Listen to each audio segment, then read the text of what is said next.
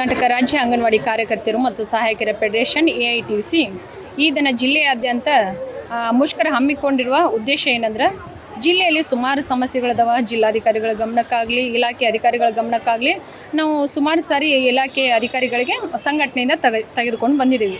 2018ರಿಂದ ಇಲ್ಲಿವರೆಗೂ ಸಹಾಯಕರ ಹುದ್ದೆ ಖಾಲಿ ಇದ್ದಾವೆ. ಅವ್ನು ಭರ್ತಿ ಮಾಡಿಕೊಡೋದಕ್ಕಾದ ಇನ್ನೂವರೆಗೂ ಆದರೂ ಕಂಪ್ಲೀಟ್ ಆಗ್ತಿಲ್ಲ. ಎಷ್ಟೇ ಸಾರಿ ಹೋದರೂ ಅವ್ರ ಟೇಬಲ್ಗಿದೆ ಇವ್ರ ಟೇಬಲ್ಗಿದೆ, ಬರೀ ಫೈಲ್ಗಳು ಇನ್ನು ಟೇಬಲ್ ಮೂವ್ ಮಾಡೋದಕ್ಕೆ ಇವ್ರು ಒಂದೊಂದು ವರ್ಷ ಟೈಮ್ ತೊಗೊಂಡ್ರೆ ಮುಂದೆ ಸಹಾಯಕರನ್ನ ಕರ್ಕೊಂಡು ನಾವು ಇಲಾಖೆ ಕೆಲಸ ರನ್ ಮಾಡೋದು ಹೆಂಗೆ? ಇಲ್ಲ, ಸಹಾಯಕರು ಇಲ್ಲದ ಚುನಾವಣಾ ಆಯೋಗದ ಕೆಲಸ ಮಾಡ್ತಿದ್ದೀವಿ, ಅಂಗನವಾಡಿ ಕೇಂದ್ರದ ಕೆಲಸ ಮಾಡ್ತಿದ್ದೀವಿ ಮತ್ತು ಅನ್ಯ ಇಲಾಖೆ ಕೆಲಸಗಳನ್ನು ಮಾಡ್ತಿದ್ವಿ.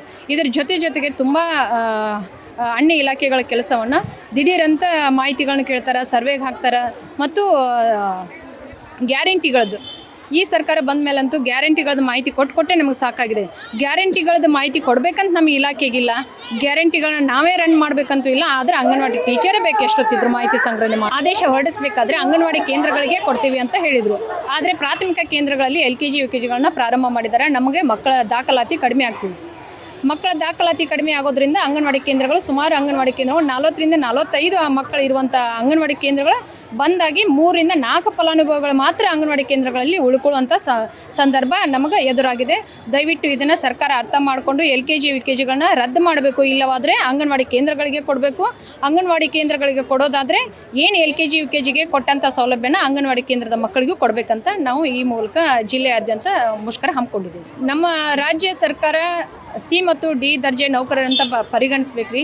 ಇಲಾಖೆ ಎಲ್ಲ ರಾಜ್ಯದ ಎಲ್ಲ ಇಲಾಖೆಗಳ ಕೆಲಸ ಅಂಗನವಾಡಿ ಟೀಚರ್ಸ್ ಮಾಡಬೇಕು. ಆದರೆ ಅಂಗನವಾಡಿ ಟೀಚರ್ ಮಾತ್ರ ಇನ್ನೂವರೆಗೂ ಯಾವುದೇ ಸರ್ಕಾರದ ಸೌಲಭ್ಯನ ಪಡೀತಾ ಇಲ್ಲ. ಬರೀ ಓನ್ಲಿ ಗೌರವಧನ ಕಾರ್ಯಕರ್ತೆ ಮತ್ತು ಗೌರವಧನ ಮಾತ್ರ, ಗೌರವಧನದಲ್ಲಿ ಎಲ್ಲ ಇಲಾಖೆ ಕೆಲಸ ಮಾಡ್ತಿದ್ದಾರೆ. 11,250ರಲ್ಲಿ ಈಗಿನ ಪರಿಸ್ಥಿತಿಯಲ್ಲಿ ಸಹಾಯಕರು ಮತ್ತು ಶಿಕ್ಷಕರು ಕುಟುಂಬ ನಡೆಸೋದು ತುಂಬ ಕಷ್ಟ ಆಗಿದೆ.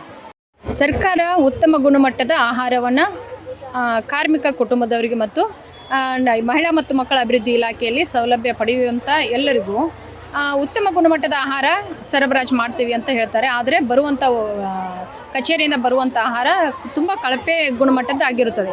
ಒಂದಿಷ್ಟು ಬಾರಿ ಕಚೇರಿಯಿಂದ ಬರಬೇಕಾದ್ರೆ ಹುಳ ಆಗಿ ಬರ್ತದೆ. ಅದನ್ನು ಇಲಾಖೆಗಳ ಅಧಿಕಾರಿಗಳ ಗಮನಕ್ಕೆ ತೊಗೊಂಬಂದರೆ ಯಾರೂ ಅದ್ರ ಬಗ್ಗೆ ಮಾತಾಡೋದಕ್ಕೆ ರೆಡಿ ಇಲ್ಲ.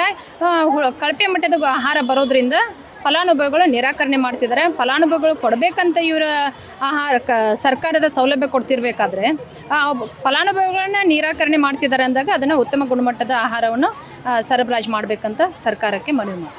ರತ್ನ ಶಿರೂರ್, ಧಾರವಾಡ ಜಿಲ್ಲಾ ಅಧ್ಯಕ್ಷರು.